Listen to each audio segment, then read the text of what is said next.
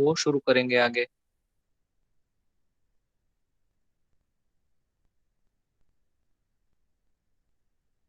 अभी इसके अंदर आगे है दूसरी कल्पना, परपटी कल्पना, है ना। वैसे यहाँ पे देखिए मैंने रस या रसायन शब्द यूज नहीं किया, आपकी टेक्स्ट बुक में भी ऐसा ही लिखा हुआ है।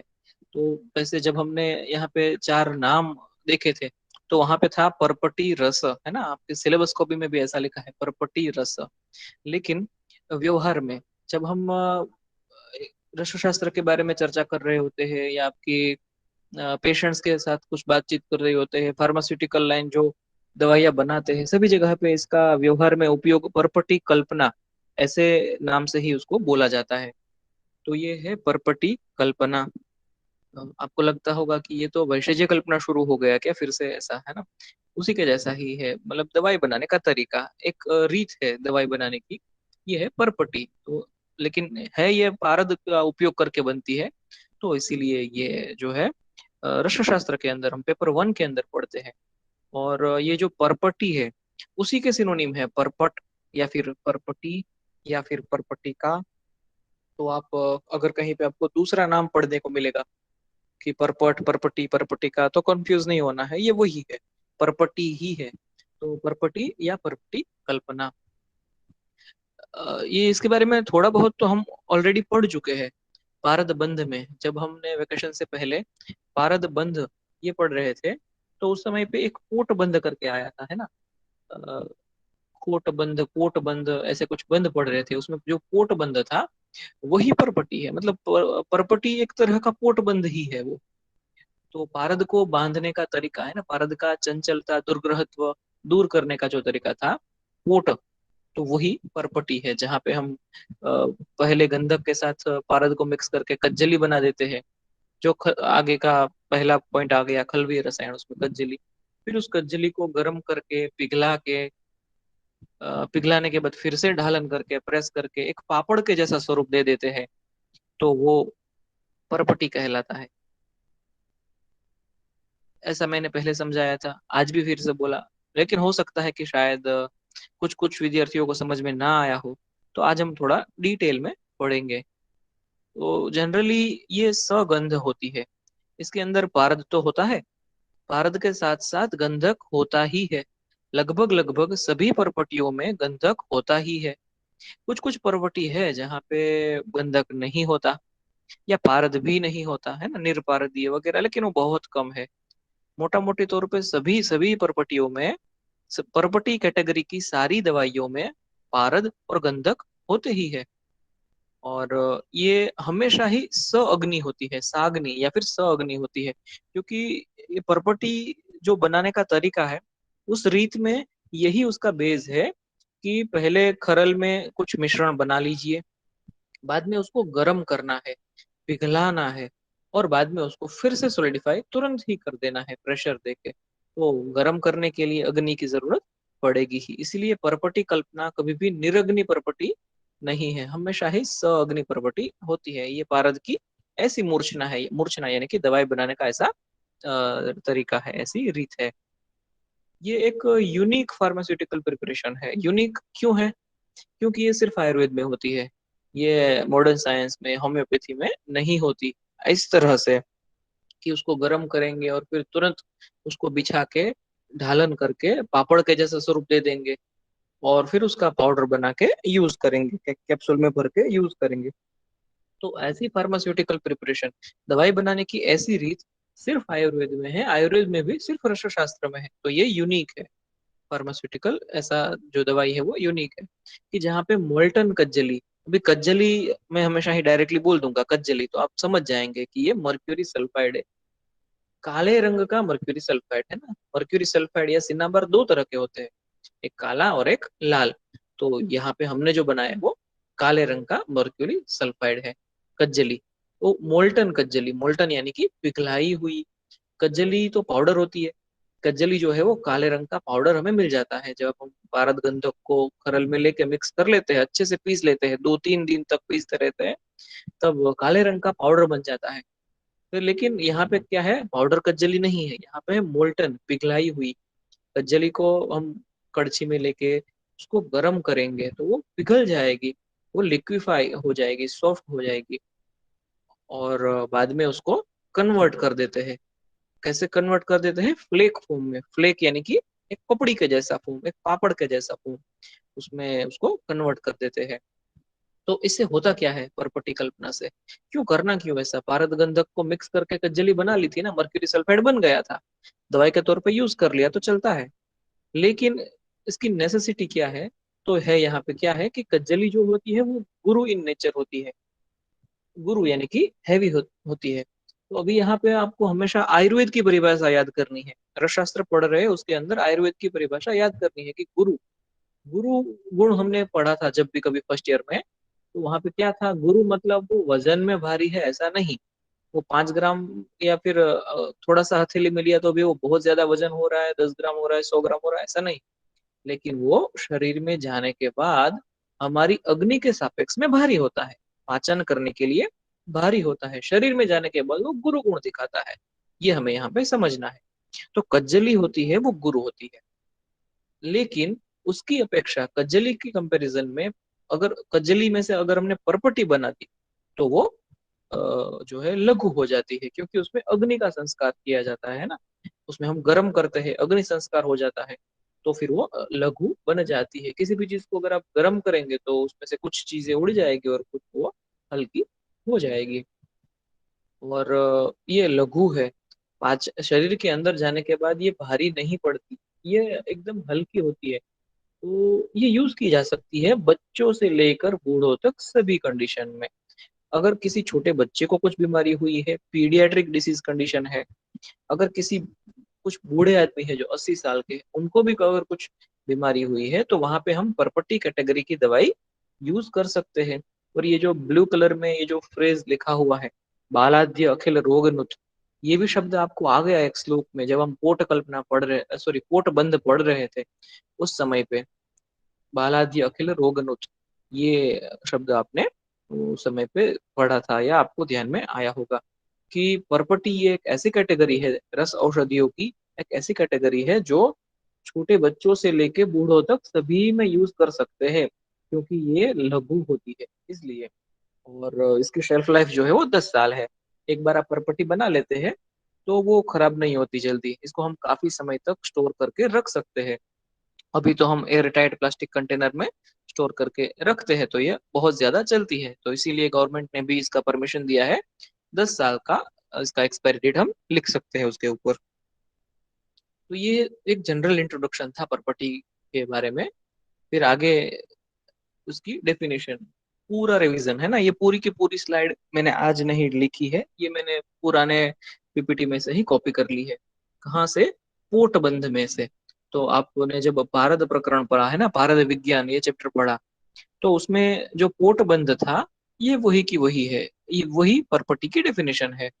द्रुत कज्जलिका, द्रुत यानी कि मोल्टन, पिघलाई हुई कज्जली, कज्जल यानी कि मर्क्यूरी सल्फाइड, काले रंग का मर्क्यूरी सल्फाइड पाउडर, उसको जब हम पिघला देते हैं, गर्म करके पिघला देते हैं।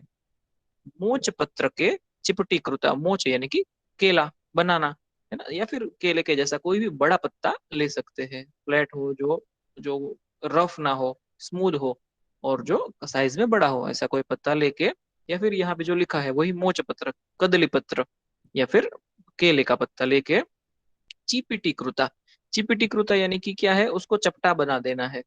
तो कजली को पिघलाओ, फिर केले के पत्ते के ऊपर डाल के उसको चपटा बना दो, प्रेशर करके उसको चपटा, चपटा यानी कि एकदम पापड़ के जैसा पतला बना दो उसको।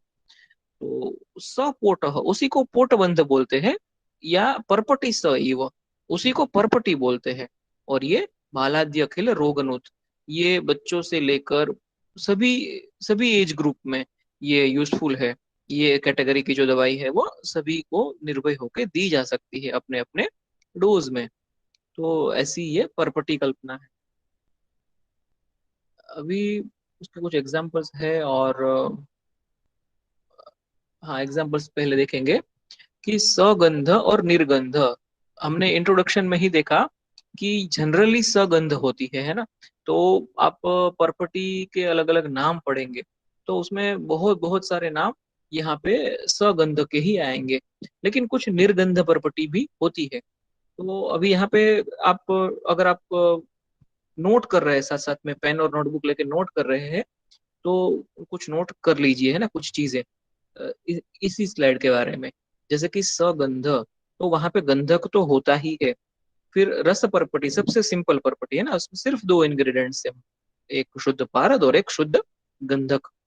फिर आती है ताम्र परपटी, तो यहाँ पे कुछ ज्यादा इंग्रेडिएंट्स होते हैं। नाम से ही पता चलता है कि इसमें ताम्र होता है ना, तो ताम्र ताम्र भस्म के स्वरूप में होता है। और वत्सनाभ भी होता है इसके अंदर, ताम्र परपटी के अंदर। वो तो आप ताम्र परपटी पढ़ेंगे तब आपको पता चलेगा। तो ये जो है ताम्र परपटी, इसमें भी आपको एक चीज याद रखनी है, जब हम परपटी बनाते हैं तो अगर उसके अंदर हमें कुछ धातु मिलानी है, जैसे कि स्वर्ण मिलाना है, स्वर्ण परपटी बनानी है, सोना मिलाना है, अगर हमें शुद्ध स्वरूप में ही मिलाना है तो हमें पारद के अंदर पहले उसको मिला देना चाहिए, बाद में गंधक मिला के कज्जली बना के फिर उसको पिघलाना चाहिए। अगर हमें डायरेक्ट शुद्ध मेटल नहीं मिलाना है उसके अंदर, मेटल की भस्म करके, स्वर्ण की भस्म करके उसके अंदर मिलानी है, ताम्र की भस्म करके उसके अंदर मिलानी है, तो डायरेक्ट पारद में नहीं मिलानी चाहिए। लेकिन क्या करते हैं, पहले पारद गंधक की कज्जली बना लेते हैं, फिर उसके अंदर हम भस्म जो है मिला देते हैं। तो इस तरह से वहां पे मिक्स करना चाहिए। तो ये एक उदाहरण हो गया ताम्र परपटी। फिर उसी तरह से लोह परपटी, तो उसके अंदर लोह भस्म होगी, है ना, आयरन की भस्म होगी, तो वो लोह परपटी कही जाएगी। फिर आगे है व्योम परपटी। ये शब्द आप फिर से एक बार नोट कर लीजिए, आप अपने नोटबुक में याद रखिए कि व्योम, व्योम ये क्या है। आपको इन जनरल पता होगा व्योम किस शब्द का सिनोनिम है। हम आसमान, आकाश, उसको व्योम बोलते हैं। तो व्योम जो है वो अभ्रक का सिनोनिम है। आप आगे जब आप रसशास्त्र का पार्ट बी पढ़ेंगे तो वहां पे पहला ही द्रव्य है हमारा अभ्रक। तो अभ्रक के बहुत सारे सिनोनिम, कितने ही सारे सिनोनिम, सारे ही आसमान के सिनोनिम है, आकाश के सिनोनिम है, स्काई जो है। तो उसके जितने भी सिनोनिम है सभी अभ्रक को दिए गए हैं। तो ये जो व्योम परपटी है वो कौन सी है, अभ्रक वाली परपटी है। फिर ऐसी एक और आएगी गगन परपटी, तो गगन मतलब भी आकाश होता है, तो वो भी अभ्रक युक्त प्रॉपर्टी है। तो ये तो यहाँ पे कुछ चार ही नाम लिखे हैं, और बहुत सारे हो सकते हैं। एक चलो एक और टास्क भी दूंगा मैं आपको, ऐसा कोई कंपलसरी नहीं है, लेकिन आप अपनी क्यूरियोसिटी के हिसाब से आप प्रॉपर्टी के नाम ढूंढिए। ये बहुत सारी दवाइयाँ है ना, तो आप कम से कम 15 से 20 प्रॉपर्टी के नाम लिख दीजिए, है ना। और मुझे भेजना ऐसा कंपलसरी नहीं है, अगर लेकिन अगर आप लिखते हैं भेजते हैं तो आपको बहुत सारी सगंध प्रॉपर्टी से बहुत सारी दवाइयाँ जो प्रॉपर्टी फॉर्म में होती है उसके बारे में आपको पता चलेगा। और फिर एक आती है निर्गंध। निर्गंध ये कैटेगरी जहाँ पे गंधक नहीं होता, डायरेक्टली वहां पे गंधक नहीं होता ऐसा बोलते हैं। तो यहाँ पे क्या है, पहला सबसे पहला उदाहरण है क्षार प्रॉपर्टी। आई थिंक ये आपने बनाई है ना, क्षार प्रॉपर्टी, ये प्रैक्टिकल भी आपने किया है। तो क्षार प्रॉपर्टी में तो ना पारद होता है ना गंधक होता है, इसके अंदर सिर्फ तीन इंग्रेडिएंट्स होते हैं। तो यदि किसी को याद है ये तीन इंग्रेडिएंट्स तो आप चैट में लिख के बताइए कि कौन कौन से तीन इंग्रेडिएंट्स क्षार प्रॉपर्टी के अंदर हमने प्रैक्टिकल में यूज किए थे। तो वो एक है प्रैक्टिकल, कुछ लोगों का शायद बाकी होगा तो वो भी हम फिर से करेंगे, है ना, जब भी आप यहाँ पे आएंगे तो वो प्रैक्टिकल करेंगे। फिर है मल्ल परपटी। तो मल्ल जो है वो सोमल को बोलते हैं। तो अगेन दो नाम लिखे हैं, मल्ल परपटी और सोमल परपटी। तो उसके इंग्रेडिएंट्स में प्रोपोर्शन में कुछ कुछ फर्क होगा, इसलिए यहाँ पे अलग अलग लिखे हैं। लेकिन वहां पे क्या करते हैं, पारद के साथ सोमल का उपयोग किया जाता है। वहां पे सोमल यानी कि आर्सेनिक ट्राइऑक्साइड, वो है आर्सेनिक ट्राइऑक्साइड AH2O3, उसका उपयोग किया जाता है। तो वहां पे अलग अलग प्रोपोर्शन में उपयोग करके मल्ल परपटी, सोमल परपटी, या फिर इसका एक नाम जो आपके सिलेबस में लिखा है गौरी पाषाण, है ना, उसी को बोलते हैं गौरी पाषाण, या उसको सोमल या फिर मल्ल बोलते हैं, संख्या बोलते हैं। उसी का उपयोग करके ये बनाई जाती है परपटी। तो कुछ स्टूडेंट्स आंसर कर रहे हैं कि सूर्यक्षार, स्फटिका और नवसागर, तो ये बिल्कुल सही है। अगर आप स्फटिक लिखते हैं तो स्फटिक मत लिखिएगा, स्फटिका लिखिए, वो स्फटिक नहीं है। स्फटिका है, सूर्यक्षार है, नवसागर है। तो बिल्कुल सही है, यही तीन इंग्रेडिएंट से क्षार परपटी बनती है। तो ऐसे सौगंध, परपटी, निर्गंध परपटी, ये कुछ उदाहरण है, ये एग्जाम्पल्स है, ये आप याद रखिएगा। थियरी एग्जाम में तो कम ही पूछा जाता है ये, लेकिन वाइवा में ये बहुत बहुत बार पूछा जाएगा आपको कि सगंध परपटी कौन कौन सी है, निर्गंध के कुछ उदाहरण बताइए। तो उस हिसाब से आप इसको एग्जाम पर्पज से याद रखिए। और क्लिनिक में भी बहुत सारी अलग अलग प्रॉपर्टी आपको यूज करने के लिए उपयोग में आएगी। अभी लास्ट मंथ में ही, मई महीने में ही, मेरा एक पेशेंट था जिसको अतिसार हुआ था, शोकज अतिसार, भयज अतिसार, ऐसा अतिसार हुआ था। तो फिर डायग्नोस करके उसमें जरूरत पड़ी थी ताम्र परपटी को यूज कर। तो लगभग 20-22 दिन तक उसको ताम्र परपटी खिलाई थी, और अभी तो उसको बहुत अच्छा है, ठीक हो गया है। तो इस तरह से आप भी ताम्र परपटी, मल्ल परपटी, व्योम परपटी, सारी परपटी, जहां जहां पे भी जरूरत होगी यूज करिएगा उसको। फिर परपटी बनाने के लिए कौन कौन से इक्विपमेंट्स की जरूरत रहेगी, ये लिस्ट आपके टेक्स्ट बुक में ही दिया हुआ है। वहां पे तो टेक्स्ट बुक में काफी सारी चीजें लिखी हुई है, मैंने सिर्फ लिस्ट उसके नाम लिखे हुए हैं। तो और क्या क्या यूज आ जाएगा वो भी इसकी मेथड ऑफ प्रिपरेशन में हम आगे देखेंगे। सबसे पहला है खल्व यंत्र, है ना। खल्व यंत्र आप सबने बहुत बार यूज किया हुआ है, खल्व यंत्र। तो उसमें सबसे पहले खल्व यंत्र का क्या उपयोग करते हैं वो भी लिख लेते हैं। ये स्लाइड आपको डायरेक्टली जर्नल में लिखने के लिए काम में आएगी, लेकिन हर एक इंस्ट्रूमेंट का उपयोग क्या है वो एक एक समझाता जाता हूँ मैं आपको। तो सबसे पहला है खल्व यंत्र। तो खल्व यंत्र जो है, हमें हमारा रॉ मटेरियल जो है उसको पाउडर फॉर्म में करने के लिए, मिक्स करने के लिए उपयोग में आ जाएगा। समझ लीजिए मुझे पारद और गंधक को मिक्स करना है, तो गंधक का पाउडर करने के लिए, पारद गंधक में से कज्जली बनाने के लिए, दूसरी भस्में भी उसके अंदर अच्छे से मिक्स करने के लिए खल्व यंत्र ही उपयोग में आएगा। एक और बार खल्व यंत्र उपयोग में आएगा, परपटी के ही प्रैक्टिकल में एक और बार खल्व यंत्र उपयोग में आएगा। जब आपकी परपटी बन गई, पापड़ के स्वरूप में आपकी परपटी बन के तैयार हो गई, तो बाद में वो पापड़ के जैसे तो खा नहीं सकते उसको। उसको तो बहुत बहुत कम डोज में देना होता है, जैसे कि एक रत्ती 125 मिलीग्राम, उतने कम डोज में देना है। तो बाद में उस परपटी को फिर से पाउडर कर देना है, जैसे आपने श्वेत परपटी का, क्षार परपटी का पाउडर किया था, उसी तरह से हर एक परपटी का, सभी परपटी का पाउडर ही कर देते हैं, और बाद में ही उसको डिब्बे में भर के रखते हैं। तो ये जो परपटी है उसको फिर से पाउडर करने के लिए अगेन खल्व यंत्र यूज में आ जाएगा। तो 2 बार खल्व यंत्र यूज में आएगा। अगर आपको वाइवा में क्वेश्चन पूछेंगे कि परपटी कल्पना के अंदर खल्व यंत्र कहाँ कहाँ पे यूज में आता है, तो आपको याद रखना है रॉ मटेरियल को पीसने और मिक्स करने में, लास्ट में परपटी को भी पीस के पाउडर करके रखने के लिए, 2 जगह पे ये यूज में आ जाता है। फिर आगे है लोह दर्वी, है ना। तो लोह दर्वी आपने काफी सारे प्रैक्टिकल में यूज की है।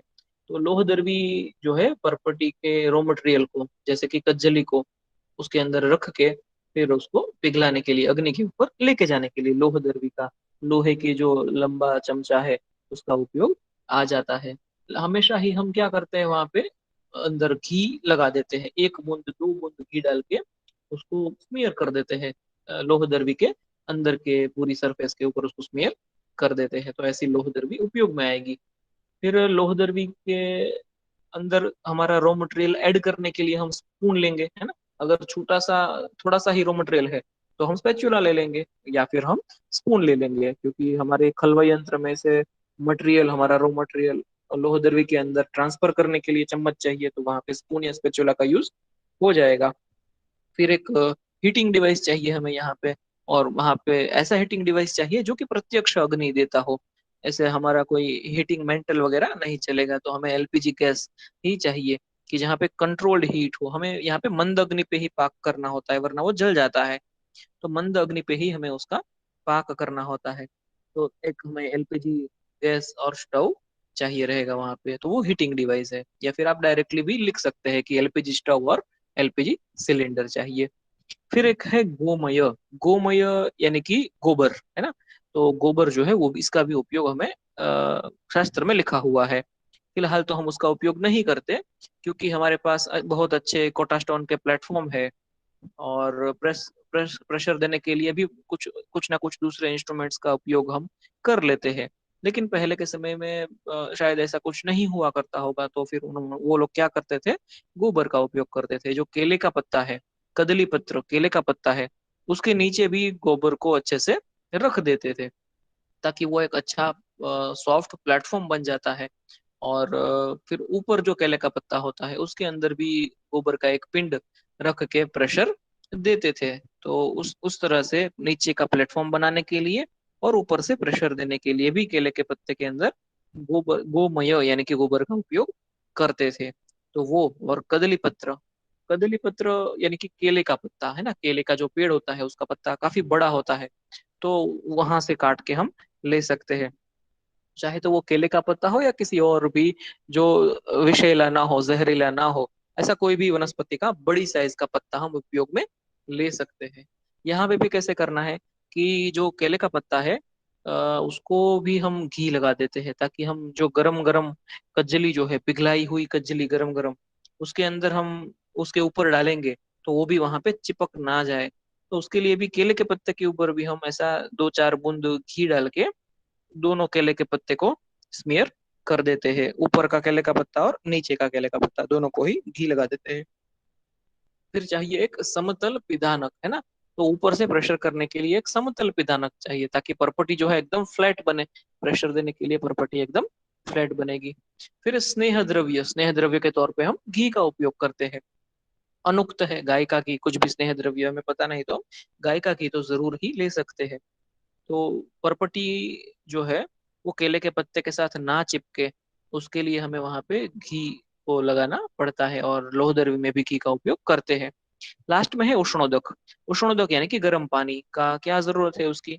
तो जब हम परपटी बना लेते हैं, परपटी जब बन गई, तो उस समय पे लास्ट में परपटी जो है वो घी वाली हो जाती है ना। हम केले के पत्ते में घी लगाया है, तो परपट के ऊपर भी कुछ ना कुछ घी चिपका हुआ रहता है।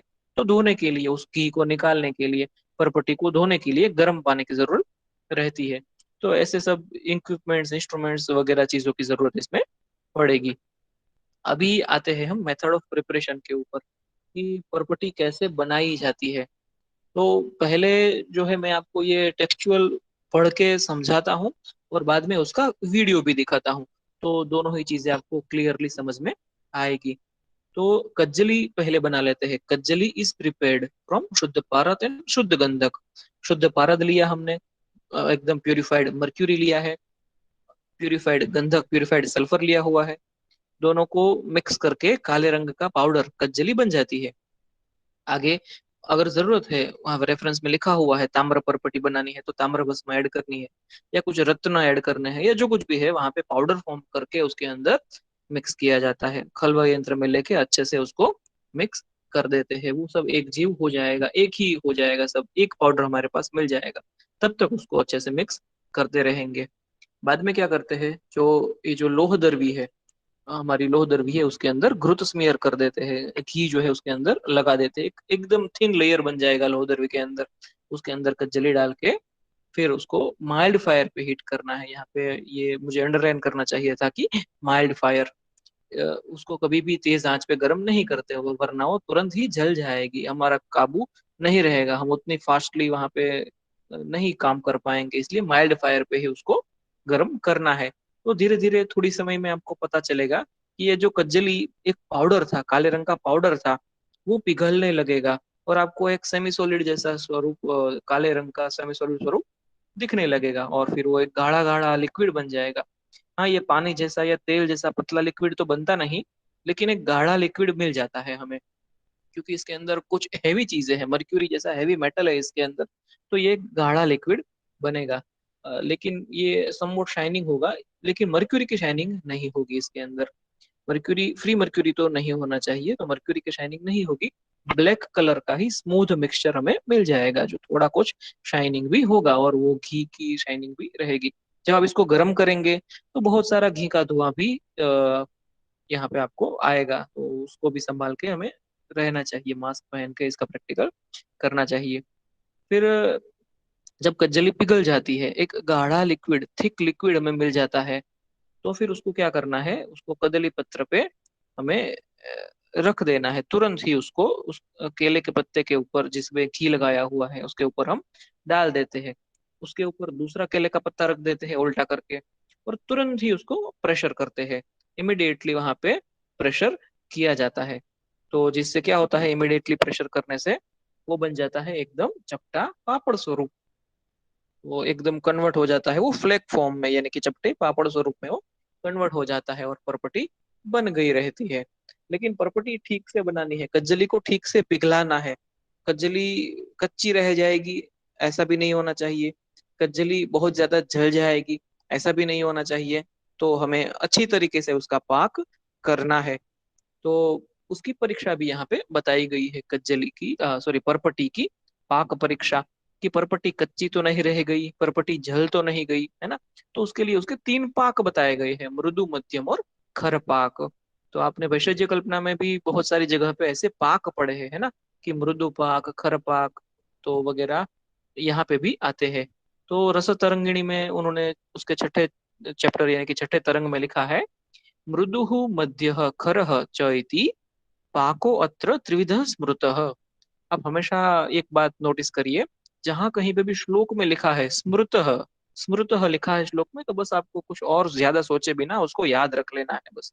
क्योंकि वो बोल रहे हैं कि स्मृतः याद रखो, तो याद रख लेना है कि तीन तरह के पाक होते हैं इसके, मृदुः मध्यः खरः। मृदु पाक, मध्यम पाक और खर पाक, तीन तरह की प्रॉपर्टी बन सकती है। आद्यो प्रयोजयेत, पहली जो है मृदु पाक और मध्यम पाक, उसको यूज करना चाहिए। अभी मृदु पाक को तो यूज नहीं करना चाहिए इनफैक्ट, लेकिन मृदु पाक को और अच्छे से पका के मध्यम पाक तक लेके जाके बाद में यूज करना चाहिए। आद्यो प्रयोजयेत वैद्य, आद्यो प्रयोजयेत वैद्य, वैद्य जो है वो पहली वाली, यानी कि मृदु पाक और मध्यम पाक को यूज करेंगे। इनफैक्ट मध्यम पाक को ही यूज करना चाहिए, मृदु पाक है तो उसको और अच्छे से पकाना चाहिए। खरंतु विषवत त्यजेत, आद्यो प्रयोजयेत वैद्य, खरंतु विषवत त्यजेत। खर पाक अगर हो गया है तो उस मटेरियल को हमें छोड़ देना चाहिए, क्योंकि वो विष समान हो, पॉइजनस हो जाता है। तो उसको हमें कभी भी वहां पे यूज नहीं करना चाहिए, क्योंकि बहुत ज्यादा गर्म कर दिया तो क्या हो जाता है, वो जो कज्जली है, मर्क्यूरी सल्फाइड है काले रंग का, उसमें से मर्क्यूरी और सल्फर अलग होने लगते हैं, उसका संयोजन का विघटन होने लगता है। मर्क्यूरी, फ्री मर्क्यूरी पार्टिकल वहां पे हमें मिल जाता है। तो फिर वो फ्री मर्क्यूरी अगर हमारे शरीर में जाएगा तो फिर वो तो पॉइजन हो जाएगा। इसीलिए खरपाक को कभी भी यूज नहीं करना चाहिए। और उसके लक्षण भी नीचे की लाइन में लिखे हुए हैं, मृदु पाके न भंग। मृदु पाक में भंग यानी कि वो ब्रेक नहीं होता, वो पापड़ के, पापड़ कैसे हम तोड़ लेते हैं, अगर हमने पापड़ सेक लिया तो पापड़ कैसे टूट जाता है, तो वैसे मृदु पाक में टूटता नहीं। लेकिन अगर कोई कच्चा पापड़ होगा, कि अगर पापड़ हमने सेका नहीं है ना, समझ लीजिए हमारे घर में उड़द का पापड़ है जिसको हमने सेका नहीं है, तो वो कैसा होता है, वो बेंड हो जाता है, वो टूटता नहीं है तुरंत ही। तो ऐसा मृदु पाक हो जाता है, मृदु पाक है न भंग। स्यात सारल्य, स्यात सारल्यंच मध्य में, मध्यम पाक वाली जो अच्छी सी बनी हुई परपटी है, तो वो बहुत आसानी से और एकदम पापड़ के जैसे क्रैकलिंग साउंड के साथ वो टूटती है। और उसी को हमें मेडिसिनल पर्पस के लिए यूज करना चाहिए। दवाई के तौर पे अगर किसी परपटी को यूज करना है तो वो मध्यम पाक वाली परपटी को ही यूज करना चाहिए। और द- आगे खर पाक में लिखते हैं कि सचंद्रिकम कार्षण्यम खरे चूर्णांश्च लोहितम। तो ये जो है खर पाक है, अगर ऐसा हो जाता है तो वो वहां पे सचंद्रिका, फ्री मर्क्यूरी पार्टिकल्स दिखने लगते हैं, तो मर्क्यूरी की चंद्रिका यानी कि जो मर्क्यूरी की जो चमक है वो वहां पे दिखने लगती है, और वो लाल रंग की हो जाती है, खर पाक वाली परपटी लाल रंग की हो जाती है, वो चूर्ण स्वरूप जैसा कुछ हो जाता है, लोहित वर्ण की हो जाती है। और वो चूर्ण स्वरूप हो जाता है, वो सूखी सूखी, एकदम कोर्स नेचर में, एकदम पापड़ जैसी नहीं बनती, लेकिन जैसे वो जल गया हो ऐसी दिखती है, और वो सचमुच में पॉइजनस होती है। तो फिर उसको यूज नहीं करना चाहिए, हमें ऐसी प्रॉपर्टी नहीं यूज करनी चाहिए। फिर प्रॉपर्टी के प्रयोग है, सामान्य विशेष प्रयोग, ये बाद में देखते हैं हम। अ, अभी ये क्लिनिकल साइड आ गई, तो ये हम लंच के बाद के लेक्चर में देखेंगे। ये कुछ उसके फोटोज है, दूध वापेश्वर कंपनी की, वैद्यनाथ कंपनी की, और बहुत सारी कंपनी की रस प्रॉपर्टी, और रस प्रॉपर्टी के अलावा दूसरी प्रॉपर्टी भी मिलती है। तो फिलहाल हम जो है उसका वीडियो देखेंगे कि प्रॉपर्टी बनती कैसी है ना। और बाद में अभी फार्मास्यूटिकल पार्ट देख रहे हैं हम पूरा, बाद में हम देखेंगे उसका क्लिनिकल पार्ट लंच के बाद। तो देखिए यहाँ पे क्या है, उन्होंने एक कागज में कज्जली ली हुई है। तो पहले खरल में उन्होंने कज्जली बनाई होगी, एक खलवय यंत्र में शुद्ध पारद शुद्ध गंधक लेके कज्जली बनाई होगी। अभी ये देखिए उन्होंने लोह दर्वी का हैंडल निकाल दिया है, वहां पे वो इसके साथ सांसे के साथ उसको पकड़ रहे हैं। तो पहले क्या कर रहे हैं, उन्होंने खलवय इसमें लोह दर्वी में पहले घी लिया, लोह दर्वी के अंदर पहले उन्होंने घी लिया हुआ है, और उस घी को वो गर्म कर रहे हैं। पूरा पूरा घी जब लिक्विफाई हो जाएगा, तो घी को क्या करेंगे, लोह दर्वी की अंदर की सतह में सभी जगह पे स्मीयर कर देंगे। घी जो है उसका एक पतला लेयर, यहाँ पे भी उन्होंने काफी ज्यादा घी लिया हुआ है, उससे कम घी लेके भी हम प्रोसीजर कर सकते हैं। तो घी को ऐसे घुमा के, लोह दर्वी को घुमा के पूरी अंदर की सारी सतह पे घी का एक लेयर बन जाएगा। इस तरह से यहाँ पे रख देते हैं। और जो घी ज्यादा है वो क्या करेंगे, उसका वो कदली पत्र पे लगा देंगे। अभी घी ज्यादा है वहां पे, मतलब लोह दर्वी में जितना होना चाहिए, तो वो क्या कर रहे हैं, कदली पत्र जो केले का पत्ता है उसके ऊपर वो घी लगा रहे हैं, जहां पे वो परपटी डालने वाले हैं। तो वही केले के पत्ते के ऊपर वो घी लगा देंगे। और फिर वहां पे दूसरे केले के पत्ते को भी उसके साथ रगड़ देंगे, हाथ में लेके, हाथ में लेके केले के पत्ते को रगड़ देंगे। तो क्या होगा कि ये जो घी है वो दो केले के दोनों ही पत्तों के अंदर अच्छे से आ जाएगा। अभी देखिए दोनों ही केले के दोनों ही पत्ते की उसकी एक एक सरफेस जो है, एक एक सतह जो है कैसी हो गई, पूरी घी वाली हो गई है। अभी उनके पास कागज में ये है, कज्जली है, पाउडर है, काले रंग का पाउडर है कज्जली। तो वो क्या कर रहे हैं, उसको काले रंग के पाउडर को गैस के ऊपर लेके जा रहे हैं। आप गैस की फ्लेम को खास देखिए, वीडियो में तो आपको गैस की फ्लेम दिख ही नहीं रही होगी, वो बहुत ही माइल्ड रखी है एकदम, जो है स्लो फ्लेम पे गैस चालू है। तो इस तरह से कज्जली को गर्म करते हैं, कज्जली का जो पाउडर है उसको वो गर्म कर रहे हैं। तो धीरे धीरे ये जो घृत स्मीयर्ड लोह दर्वी है उसके अंदर कज्जली पाउडर को गर्म करेंगे, थोड़ी देर में वो पिघलने लगेगा। अभी आपको पाउडर में से वो थिक लिक्विड बन जाएगा, एक गाढ़ा लिक्विड बन जाएगा, ऐसा आपको दिखेगा वहां पे। तो अभी बस थोड़ा समय जाने देना है, उतने समय में वो पिघल जाएगा। और हाँ, घी का धुआं उठना भी शुरू होगा, क्योंकि हमने घी लगाया है अंदर, उसके अंदर की सतह में हमने घी लगाया है, तो घी तो जलने लगेगा। तो घी का धुआं बहुत सारा होगा। तो बेहतर है कि अभी हम मास्क पहन के ही ये प्रैक्टिकल करें। तो घी का धुआं तो वैसे अच्छा होता है, लेकिन बहुत ज्यादा घी का धुआं हमारे पास रेस्पिरेशन में जाए तो वो अच्छा नहीं है। तो यहाँ पे कजली डायरेक्टली जल ना जाए और घी के माध्यम से वो धीरे धीरे चले। तो इस तरह से कजली जो है वो पिघलने लगी। देखिए अभी आपको दिख रहा होगा, थोड़ी कजली पिघली हुई है ना। ये एक सेमी सॉलिड जैसी तो बन गई है। अभी और थोड़ा गर्म करेंगे तो ये एक थिक लिक्विड बन जाएगी। बाद में उसको कदली पत्र के ऊपर, केले के पत्ते के ऊपर वहां पे लेके जाएंगे।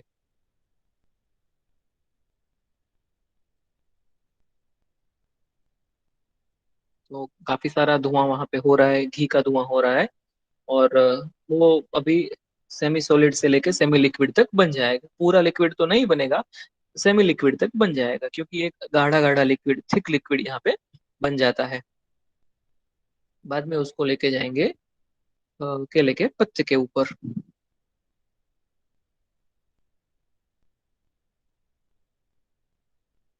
फिर तो मैं थोड़ा फास्ट फॉरवर्ड कर रहा हूँ, आपको ये वीडियो की लिंक भी मैं भेज दूंगा। तो आप यूट्यूब में बाद में भी इसको देख सकते हैं, और हम खुद से प्रैक्टिकल करेंगे तब तो आप बहुत अच्छे से सीख जाएंगे ये प्रैक्टिकल करना।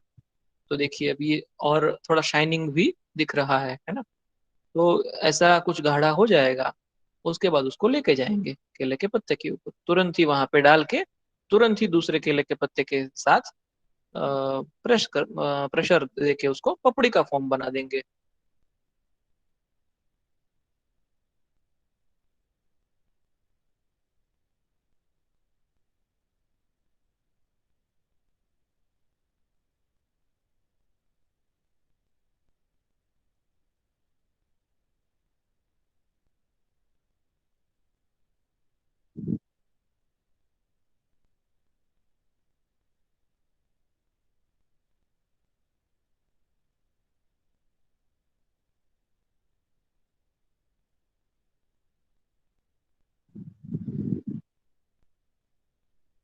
अभी देखिए उसको लेके जा रहे हैं ना, केले के पत्ते के ऊपर डाल दिया। तुरंत ही केले के पत्ते के ऊपर जैसे ही डाल दिया, तुरंत ही दूसरा केले का पत्ता। और अभी गोमय के बदले उन्होंने क्या किया, एक स्टील का वेसल दिया है ना, और स्टील का वेसल लेके वो प्रेस कर रहे हैं। तो वो स्टील का वेसल जो है वो भी गर्म हो जाएगा, वो बहुत गर्म था। वो उसको छू के देख रहे हैं, टच कर रहे हैं और प्रेशर दे रहे हैं कि वो एक पपड़ी के फॉर्म में बन जाएगी। ऐसा वो एक कोशिश कर रहे हैं प्रेशर देके। अगर यहाँ पे कुछ गोबर का काफी सारा जत्था लेके या फिर बहुत ज्यादा प्रेशर दिया हुआ रहेगा है ना यहाँ पे, तो ये बहुत अच्छी पपड़ी, एकदम पतली पपड़ी बन जाएगी। इसमें एक और परीक्षा है, यहाँ पे लिखी नहीं है हमने पीपीटी में या आपकी टेक्स्ट बुक में। लेकिन केले के पत्ते में देखिए, आपको लाइंस दिख रही है ना, केले के पत्ते में जो लाइंस दिख रही है वो पपड़ी के ऊपर भी दिखेगी आपको, है ना। तो ये भी एक उसकी परीक्षा है, पपड़ी अच्छे से बनी है। तो अब ये जो परपटी है, ये परपटी देखिए एकदम सॉलिडिफाई हो गई है। कहाँ वो काले रंग का पाउडर था, काले रंग का पाउडर था, और उसमें से ये जो है एकदम परपटी बन गई है। उन्होंने गरम किया, अब ये तोड़ेंगे, पापड़ के जैसे टूट गई। तो ये ऐसे ही बिल्कुल पपड़ी के जैसे ही टूट जाती है। तो ऐसी ही ये परपटी बन जाती है। तो यहाँ तक हम रखते हैं। बाकी ये वीडियो में आगे और भी है, खरपाक मृदुपाक वगैरह भी, तो वो हम बाद में देखेंगे। अभी तो समय हो गया है लेक्चर समाप्त का, तो अभी इतना ही रखते हैं। और आप सभी स्टूडेंट्स जो है अपनी अटेंडेंस चैट में भेज दीजिए। और अभी इसका जो क्लिनिकल पार्ट है, हमें परपटी कैटेगरी की जो दवाइयाँ है उसको यूज करना है हमारे प्रैक्टिस में। तो उसके बारे में हम लंच के बाद के क्लास में सीखेंगे।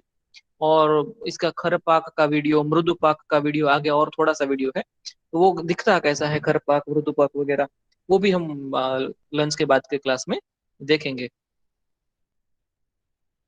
और कोई भी स्टूडेंट जो है अटेंडेंस लिखे बिना लीव मत करिए।